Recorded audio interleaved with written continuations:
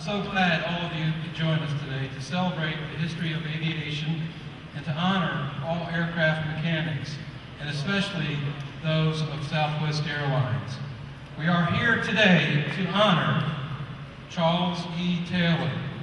Charles Taylor was the first aircraft mechanic. He literally designed the engine for the Wright Brothers' first flight in 1903. Well, Charles Taylor was recognized as world over as a pioneer, and it's fitting today that the Charles E. Taylor Master Mechanic Award recognizes the lifetime achievements of senior mechanics. To receive this prestigious award, an individual must have been in aviation for at least 50 years, and that individual must have been an A&P licensed mechanic for 30 of those years. So we're honored today to have with us 3 retired Southwest Airlines employees who have received the Charles E. Taylor Master Mechanic Award, and I'd like to take a moment to introduce them to you and recognize them. First, Mr. Jim Crockett, 2007.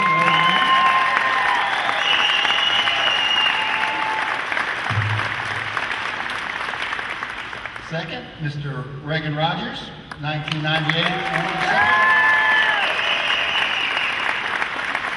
And Mr. Nick Bernier, 2004 award recipient.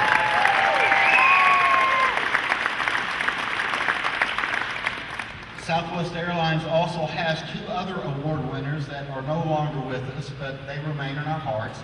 Mr. William Gowan and Mr. Jack Vidal, who was the original Vice President of Maintenance, Southwest employee number 4.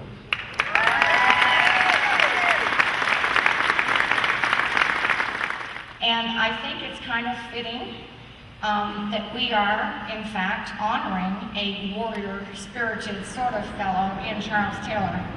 I've decided that had I been around in those days, and I was almost that old, that I would have definitely hired him as a Southwest Airlines maintenance employee, because he would have qualified even back then for living the Southwest way, because he had a fun, loving attitude, he had a warrior spirit, and he had a clear servant's heart.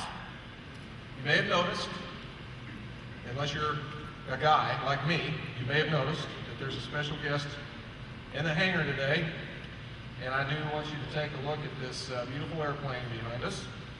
And as Jim and Mike and Colleen have all said, we're here today to dedicate this airplane to the man that founded aviation maintenance. Charles E. Taylor deserves to be recognized as a pioneer in aviation. And of course, you may notice the tail number. It's a little different than the normal tail in our fleet. It's N289CT. And this aircraft was named in honor, of course, of Charles Taylor when it was brought into our fleet a year ago.